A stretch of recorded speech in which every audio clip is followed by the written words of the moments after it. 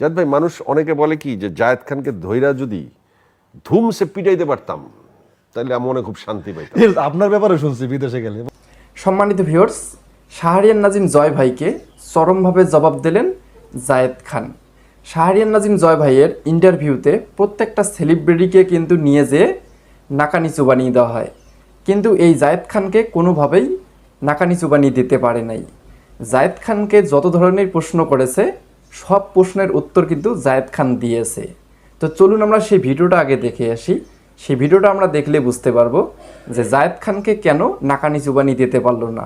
প্রত্যেকটা সেলিব্রিটিকে তো নাকানি চুবানি দেয়, তো জায়েদ খানকে কেন নাকানি চুবানি দিতে পারলো না। চলুন আমরা সেই ভিডিওটা আগে দেখে আসি।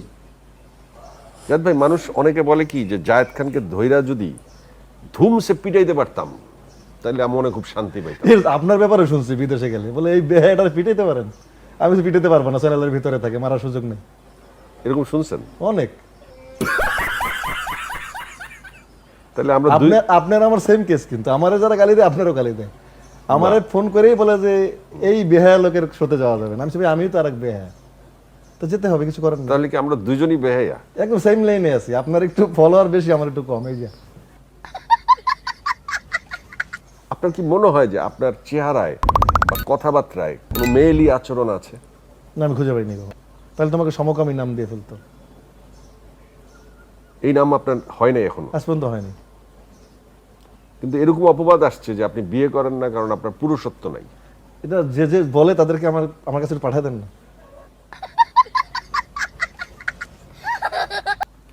সম্মানিত ভিউয়ার্স, বাংলাদেশের মধ্যে সবথেকে বড় রোস্টার কিন্তু শাহরিয়ার নাজিম জয় ভাই।